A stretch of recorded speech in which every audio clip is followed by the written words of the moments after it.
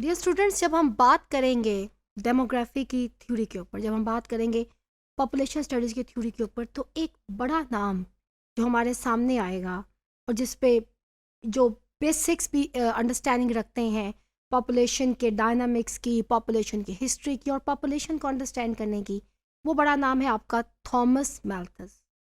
और उन्होंने जो थ्योरी प्रेजेंट की उसे मेल्थूजियन थ्योरी भी कहा जाता था। अब थॉमस मेल्थस ने जो थ्योरी प्रेजेंट की, मेल्थस थ्योरी ही उसको कहते हैं। It was proposed by the himself, Thomas Robert Malthus इसका पूरा नाम था। ये एक अंग्रेज क्लरिक थे। He was a famous scholar of his time, एक इकोनॉमिस्ट थे और एक इन्फ्लुएंशियल डेमोग्राफर थे। एक जो कॉन्सेप्ट डराने का ओवर पॉपुलेशन के ऊपर और एक कॉन्सेप्ट के दुनिया की आबादी दुनिया के वसाइल से ज़्यादा बड़ी है, he was the founder of that concept. जो चीज़ हमें डराती है, जैसे पाकिस्तान के अगर पर्सपेक्टिव में हम बात करें, तो जो आज का आपका पाकिस्तान है, पाकिस्तान के बारे में प्रिडिक्शन की जा रही है, प्रोजेक्शन की जा रही है कि पाकिस्तान 2050 तक दुनिया का तीसरा बड़ा मुल्क हो सकता है।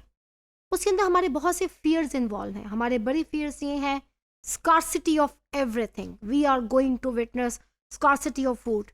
We are going to witness scarcity of water. We are going to witness scarcity of the basic natural resources. We are going to witness scarcity of infrastructure.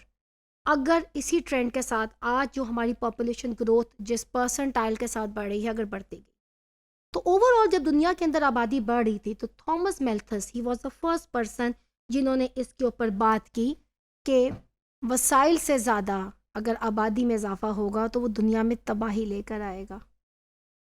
इन्होंने 1798, अब देखें ये कितनी पुरानी बात है, इन्होंने तब ही आगाह कर दिया था।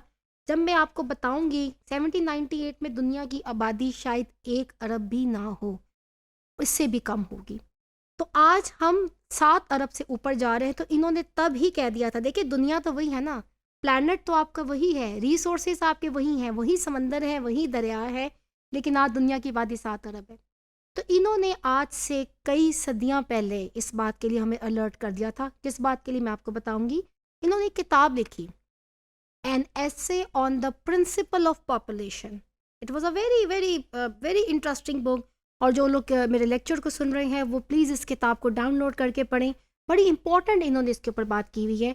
तो मेल्थस ने बेसिकली इस किताब के ऊपर ऑब्जर्व की थी कंडीशन इन दी इंग्लैंड, और उन्होंने प्रेजेंट की थी फेमस मेल्थुसियन थ्योरी। इंग्लैंड को ही उन्होंने अपने सामने रखा था, यूके को, जो आज का यूके है, उसके ऊपर उन्होंने बात की। वो एक बड़ा मुल्क था उस दौर में, हम सबको पता है, बादशाहत चल रही थी उन दिनों। मोस्ट प्रोबेबली एलिज़ाबेथ का दौर होगा, या उससे पहले जो बादशाह थे हेनरी का दौर होगा। इनकी थ्योरी ने स्टेट किया, इनकी थ्योरी ने क्या बताया, that food production will not keep up with the population growth and it will result in the famine, war and calamity. जब हम इंसान की नीड्स की बात करते हैं, 3 चीज़ें हमारे सामने बड़ी मैटर रखती हैं, फूड, क्लोथिंग एंड शेल्टर। तो देखिए फूड का लफ्ज़, खुराक का लफ्ज़ सबसे पहले आता है। आप अगर किसी आदमी के तन पर कपड़ा नहीं है और अगर वो 10 दिन का भूखा है, तो सबसे पहले वो आपसे खुराक मांगेगा, तन पे ढांपने के लिए कपड़ा भी नहीं मांगेगा। This is the significance of the food, जो कि हमें जीने के लिए, हमारे सर्वाइवल के लिए सबसे पहले हमें खाना चाहिए।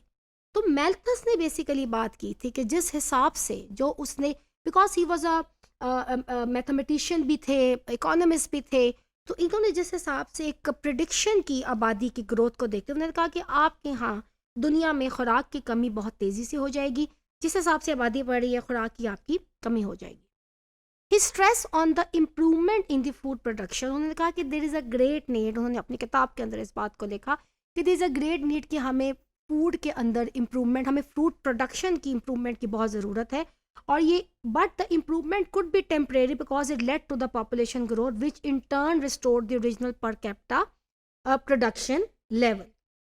उनका बिलीव था that a balance between the population growth and food supply can be established through preventing and positive check.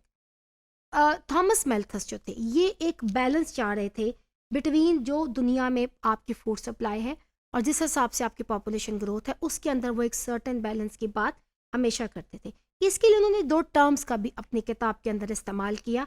एक उन्होंने प्रिवेंटिव चेक्स की बात की और एक उन्होंने पॉजिटिव चेक्स की बात की। आइए देखते हैं कौन से प्रिवेंटिव चेक्स है जो उन्होंने उस दौर में कहे कि ये ले लिए जाएँ, आबादी पे कंट्रोल हो जाए। बहरहाल थॉमस मैल्थस का एक नारा ज़रूर था, we need to control population. Population explosion का लफ्ज़ सबसे पहले थॉमस मैल्थस ने ही जो है, जिसके लिए आज भी हम इसके ऊपर बहुत ज़्यादा बात करते हैं कि एक एक्सप्लोर्ड पॉपुलेशन हो सकती है, इन्होंने ही बात की थी। तो प्रिवेंटिव चेक्स पे जब उन्होंने बात की, तो प्रिवेंटिव चेक्स क्या है? ये इंडिविजुअल्स, जैसे कहते हैं ना कि सोसाइटी के बेटरमेंट के लिए हम लेफ्ट राइट लोगों को वाज देते हैं, नसीहत करते हैं। What about our role? उन्होंने कहा जी जो इंडिविजुअल है, जो एक इंफरादी शख्स है, प्रिवेंटिव चेक्स उसके ऊपर लागू होते हैं। वो ये कैसे कर सकता है? वो लेट मैरिज करे, ये उसने बात की। उसने कहा वो ऐसी प्रैक्टिस करे जिससे शादी जो है वो लेट करे। जितनी लेट होगी ऑब्वियसली आपकी जो फर्टिलिटी है मर्द या औरत की, वो फिर उतनी उसी हिसाब से शरह पैदाइश जो होती है। इसके अलावा हमें जो ज़्यादा शादियां हैं उसकी प्रैक्टिस को दुनिया भर में कंट्रोल करना चाहिए। इस तरह के उसने ऐसे मेथड्स की बात की जिससे पॉपुलेशन कंट्रोल हो सके। तो ये इंडिविजुअल चेक हम अपने ऊपर लगाते हैं, तो उसने कहा इससे पॉपुलेशन कंट्रोल हो सकती है। एक उसने कहा और दूसरी जिससे से पॉपुलेशन कंट्रोल हो सकती है, बिकॉज उससे बात पॉपुलेशन कंट्रोल करने की दूसरी जो उसने बात की, उसने कहा जी पॉजिटिव चेक। अब पॉजिटिव चेक कौन लगाएगा? पॉजिटिव चेक आपकी नेचर लगाएगी। अगर आपकी नेचर पॉजिटिव चेक लगा देगी तब पॉपुलेशन कंट्रोल हो सकती है। So positive checks are applied by the nature, the influence the growth of the population by increasing the death rate. It help to keep population in check. तो कहा जी death rate पर आप बढ़ाइए किसी तरह से नेचर आपकी पॉपुलेशन, ताकि एक बैलेंस पैदा हो बर्थ और डेथ्स के अंदर। वो कैसे हो सकता है? वो आपका हो सकता है जो आपकी नेचर जो है वो डिफरेंट किस्म की सफरिंग्स ला सकती है, और ये कुदरती काम है। इसके अंदर आप कह लीजिए कि इंसान का अमल दखल नहीं है। जैसा कि आपने एक सुनामी के ऊपर बहुत ज़्यादा किस्से सुने होंगे कि एक हंसता बसता शहर आपको नज़र आता है हज़ारों की तादाद का, और सुनामी आता है और वो उसको बर्बाद कर सकता है। पाकिस्तान के पर्सपेक्टिव में मैं आपको बताऊं, जो पॉजिटिव चेक्स हमारे कुदरत ने हमारे ऊपर लगाए, 2005 का ज़ल्ज़ला आज भी लोगों को याद है, जब आज़ाद कश्मीर पूरा सफ़ा हस्ती से जो है वो बहुत हद तक, नॉट पूरा, बहुत हद तक पूरा सफ़ा हस्ती से मिट गया। इसके अलावा आपके different epidemics, pandemics, disease, war, earthquake, floods, ये तमाम चीज़ें पॉजिटिव चेक्स हम पे लगाती हैं।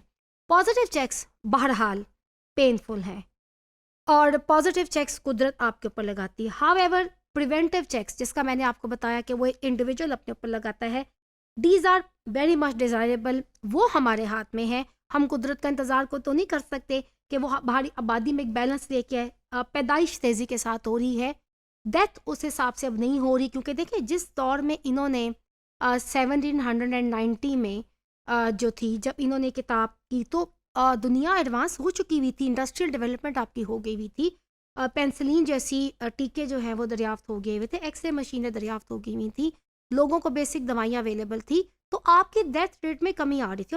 और आपकी because of the good standard of living, because of the एक आप कह लीजिए कि लोगों को एक सुकून और अमन की जब ज़िंदगी थी, तो बर्थ रेट के अंदर आपका इजाफा हो रहा था। तो preventive check as per the theory of the Malthus is could be the thing जो कि लोग अपने ऊपर करें, फैमिली प्लानिंग मेथड अडॉप्ट करें, लेट शादियाँ करें, ज़्यादा मैरिजेस की तरफ, एक से ज़ायद मैरिजेस जैसा कि इस्लाम में इसकी इजाज़त है, मत जाएं। जो इन्होंने बात की उसके ज़रिए प्रिवेंटिव चेक लगाए जा सकते हैं और आबादी को कंट्रोल किया जा सकता है।